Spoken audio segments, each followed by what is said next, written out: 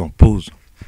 Vu que vous avez été très nombreux à me demander ah, t'aurais pas le lien des fake Pollux, ah, t'aurais pas le lien de ceci, t'aurais pas le lien de cela, et bah du coup, boum, j'ai décidé de créer une liste favoris sur AliExpress avec tout ce que j'ai pu monter, que ce soit camion, voiture, moto, vous avez tout de répertorié dedans. Il y a juste à cliquer, le lien est dans la description.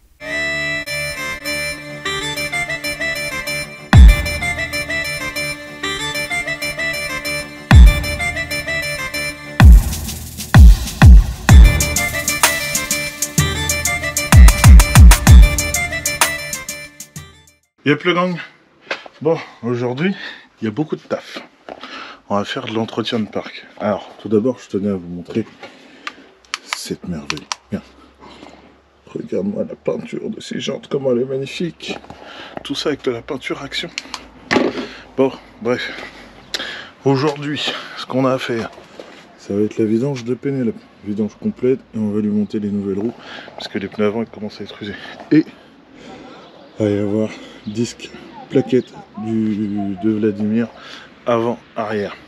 Parce que du coup les avant commencent à y avoir un bon trottoir, les arrière aussi. Comme j'ai le contrôle au mois de novembre et que j'ai pas envie d'attendre la dernière minute, on va se faire ça maintenant.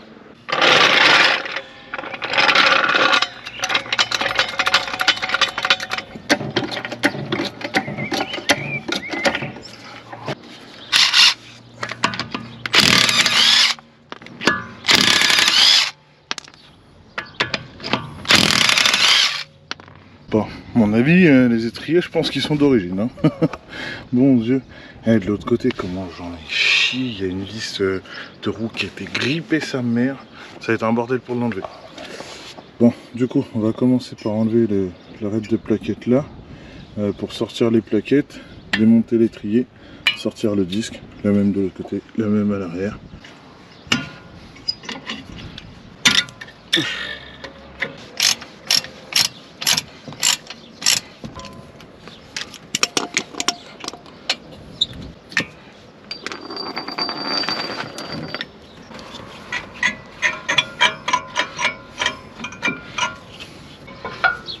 Du coup ça m'emmerde parce qu'en vrai les plaquettes sont grave neuves en vrai, mais les disques, le problème c'est qu'ils sont fatigués, que j'ai pas envie de me faire recaler au contrôle bêtement.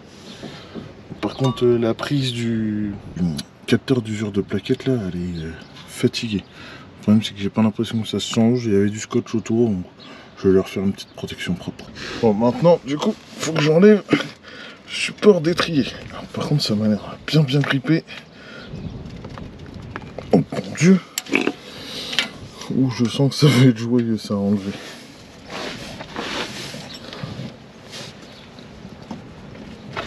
Oh, bordel de merde.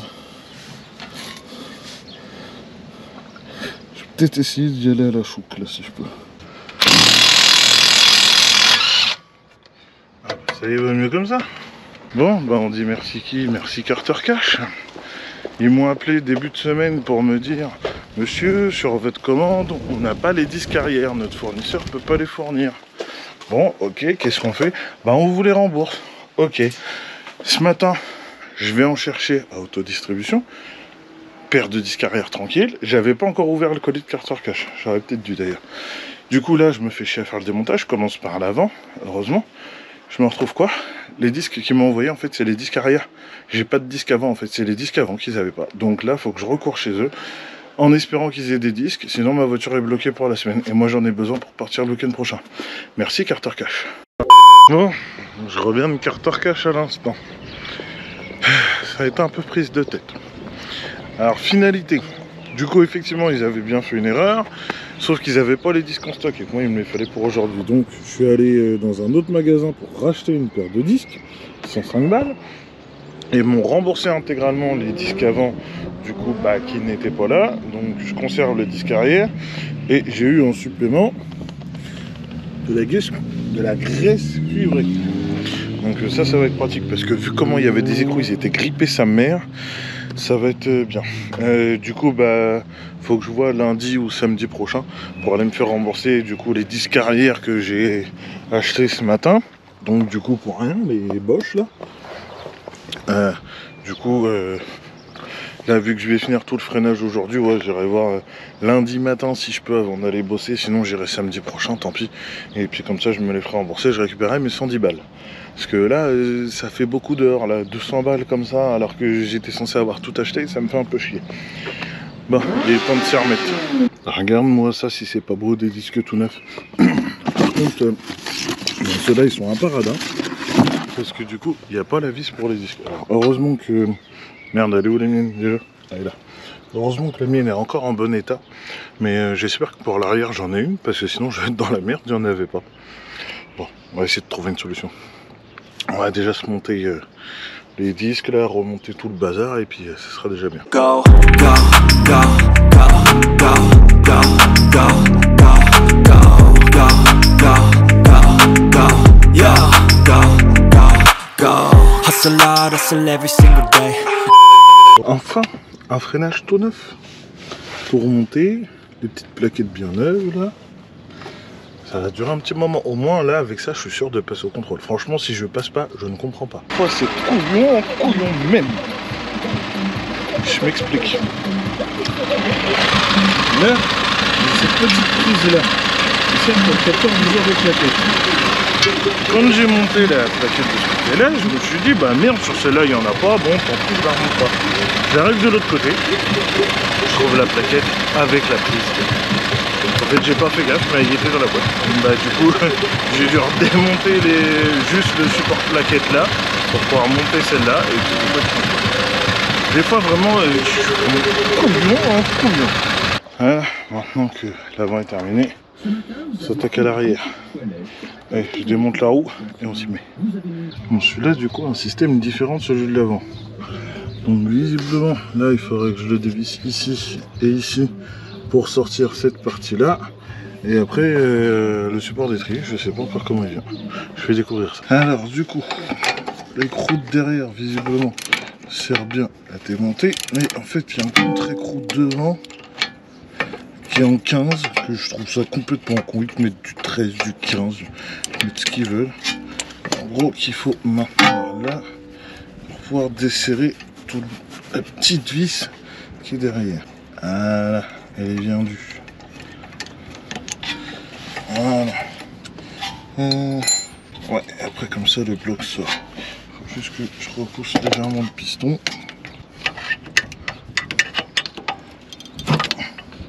Ah, quand même. T'as compris c'était qui le patron? C'est qui le patron? C'est moi. Les plaquettes arrière, j'en avais quand même une plus usée que l'autre, à moins que ce soit normal. Donc celle-là, ça allait encore, mais celle-là, elle est bien fondue. Il va falloir que je regarde sur les neuves si c'est normal quand même. Du coup, il faut que je réussisse à repousser le piston. Alors sur l'autre, j'y avais été à la pince. Sur celui-là, je crois que c'est comme sur la 206, je peux visser ça, mais il faut que j'arrive à le faire. A few moments later. Les constructeurs, pourquoi vous aimez faire des problèmes? Faut m'expliquer. Parce que là, du coup, j'étais parti pour faire le freinage arrière. Donc j'ai sorti l'étrier, les plaquettes, tout nickel. Je me dis bon, il me reste plus qu'à sortir le support d'étrier. Comme ça, je démonte le disque et puis voilà, on change le disque. Et du coup, je comprenais pas. J'ai une vis derrière que je sens de forme Torx. Je me dis bon, bah du coup, je vais mettre un Torx. J'essaye deux tailles de Torx. Du 55, ça rentre, mais ça nage dedans. Du 60, ça rentre pas. Je dis merde, c'est bien. Pourtant, au doigt, je sens bien la forme. Je dis c'est chelou. Je décide de regarder sur YouTube, parce que oui, moi aussi je regarde des tutos hein, des fois. Je regarde sur YouTube, du coup pour trouver ma réponse. Bah je l'ai trouvé, c'est qu'en fait Volkswagen ils sont super chiants. Hein. Ils ont décidé de faire un embout spécifique, enfin c'est peut-être pas eux, mais c'est un embout qui existe, un embout XZN. En fait c'est comme du Torx, mais avec un peu plus de dents je crois, un truc comme ça.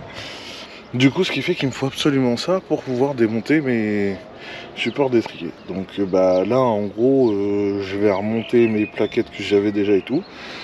Et puis bah je vais commander ça et la prochaine fois, je changerai ça. Tant pis, ça sera pas aujourd'hui que vous le verrez, mais franchement, ça me fait chier. J'étais parti pour le faire freinage complet ce week-end, tranquille. Et du coup, je vais devoir encore recommander des trucs et attendre de le faire. C'est chiant, franchement. Ils auraient pas pu mettre du Torx basique sans me casser la tête, sans déconner. Ça aurait été beaucoup plus simple. The next morning. Allez, bonjour, on est motivé. On va aller se faire la vidange de Pénélope. On est tout prévu sur mon petit chariot. On va se faire ça. Bon, alors première chose que je vais faire, c'est le filtre à air. Parce que comme c'est un filtre green dedans, il faut que je le mette en nettoyage dans la petite bassine. Donc je vais m'en occuper tout de suite, comme ça il va se nettoyer le temps que je fasse tout le reste.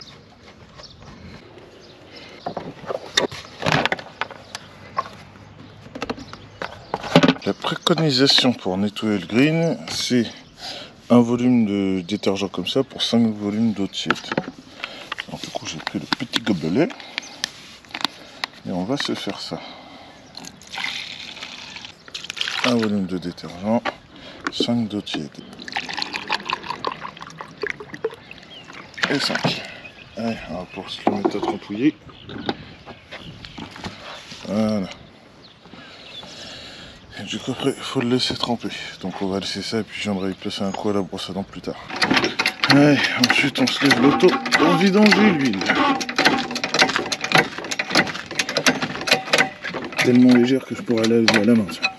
Après avoir cherché une douille pendant 5 bonnes minutes, voilà, j'ai trouvé la bonne qui va bien. Et si cette fois, on doit pas en foutre partout. Putain, je crois que j'ai pas vu la voiture assez haut en fait. Chier. Ah, si c'est bon, ça va le faire. Allez, mission, ne pas en mettre par terre. Est-ce qu'elle va être réussie?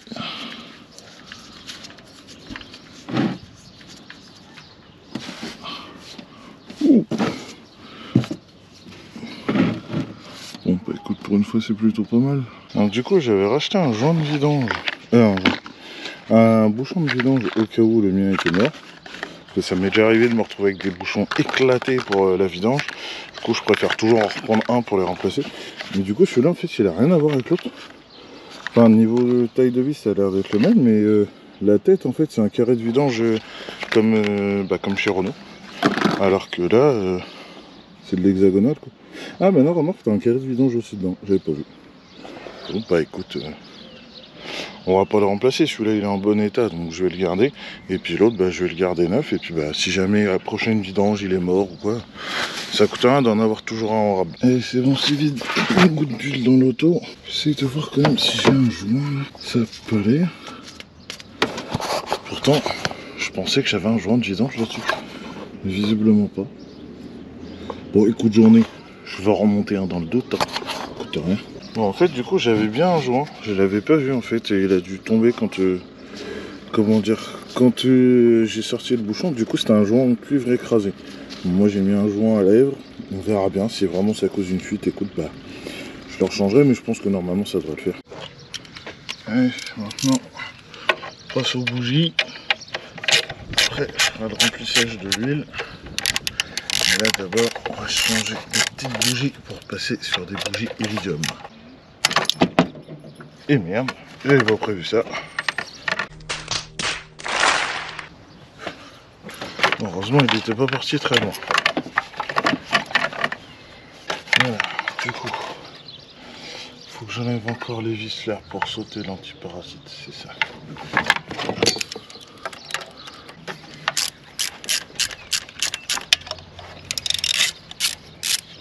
Vraiment, faut toujours que j'ai une couille. Toujours.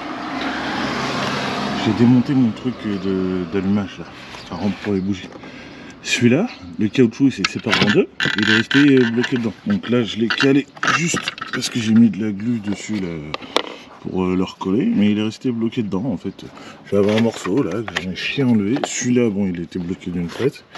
Mais bon, au moins là ils sont toutes accessibles. Alors, normalement j'ai pas forcément l'obligation de changer les bougies parce que je crois que le pro qui me l'a vendu, il les avait déjà changées avant, à la dernière vidange, donc il y a à peine un peu plus d'1 an.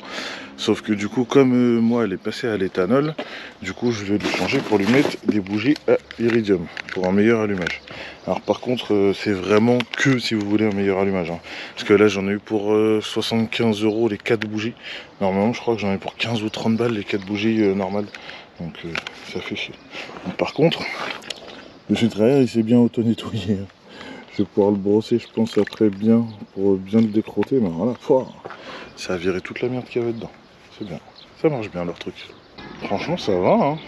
Les bougies, elles ont pas une vilaine couleur. Hein.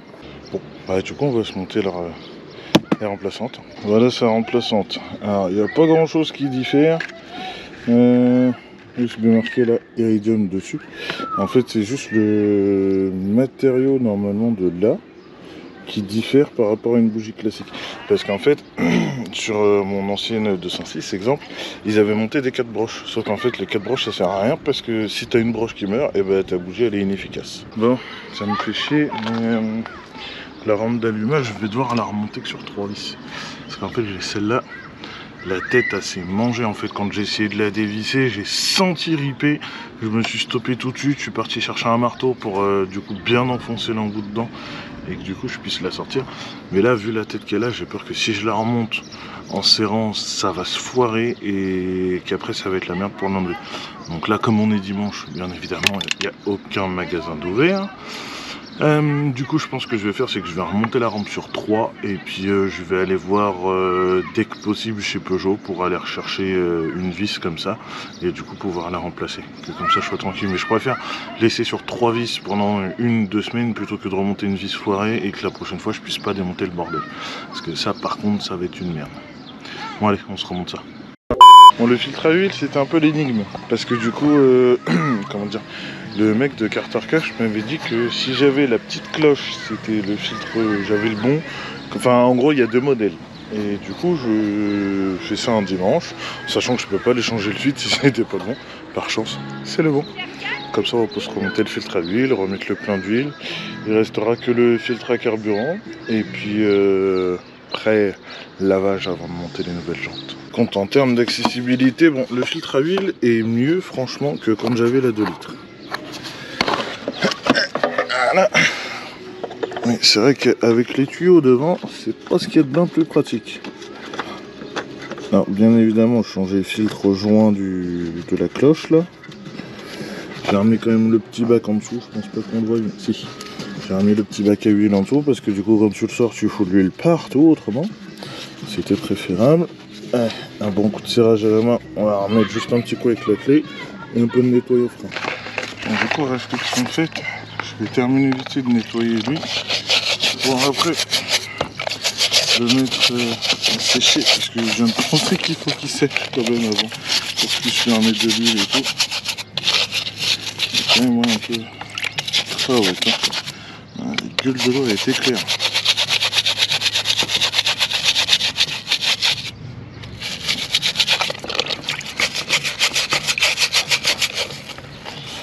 Voilà, comme ça, tout bien propre. Je vais peut-être le relancer quand même à l'eau claire avant de le remonter. Oula. Ça sera peut-être préférable.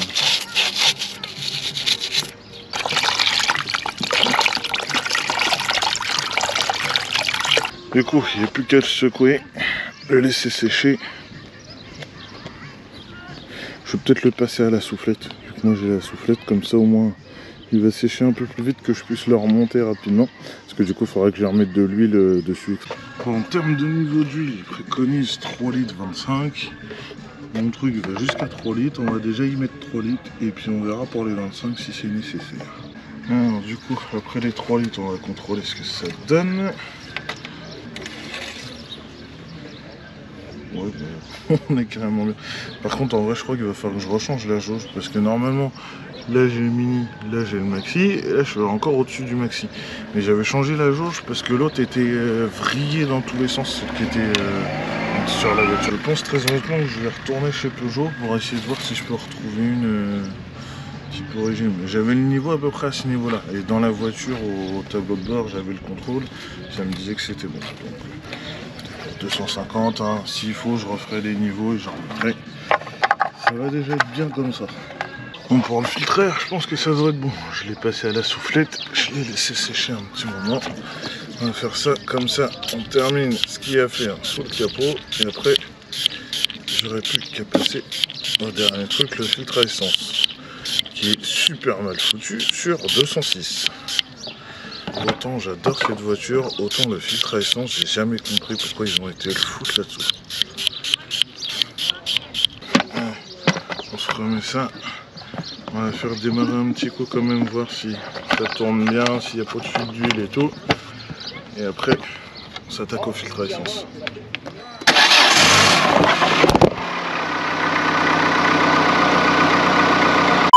Donc tout s'est bien passé. Pas de fuite d'huile au filtre. Pas de fuite d'huile en bas, là, la petite tache à cause de ça. J'ai enlevé le filtre, ça a coulé par là, mais au niveau du carter, rien du tout. Elle tourne bien sur ces 4 cylindres, les bougies sont branchées nickel, sans problème. Je vais pouvoir fermer ça, il ne reste plus qu'à m'attaquer au filtre à carburant. Franchement, avec toute l'huile que j'ai là-dedans, la prochaine fois que je vais aller à la déchetterie, ils vont me prendre pour un garagiste. Bon, ça va, il a l'air d'être rempli qu'à 2 tiers. Much later. La vidange j'ai fini. Avant de monter les nouvelles jantes, on va lui faire un bon petit propre. Parce que là, elle en a grand besoin. Par contre, lui, il veut pas mousser ce con. Ça me fait chier. Voilà, c'est le moment de la touche finale pour les jantes. Les petits écussons. Voilà. Petits écussons noirs. Trouvés sur Amazon. Comme ça. Des écussons tout neufs. Voilà. C'est de toute beauté. Allez, on va se monter ça. Ah, j'ai oublié. Faut enlever les capotes de valve. Hop. Hop. Voilà. Sortez couverts, c'est important. Ceci est un message du ministère chargé de la Santé et de Santé publique France. Ah, c'est du débrief.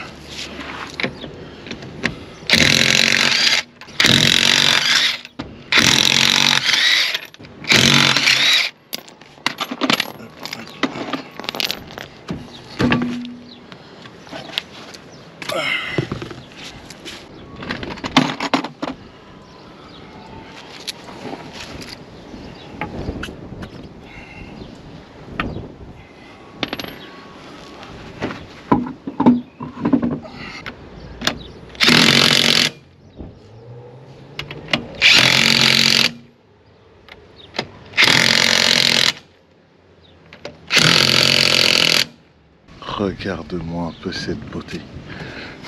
Oh, c'est magnifique. Allez, on fait l'autre côté. Et après, attention. Hey, B, spin that bitch.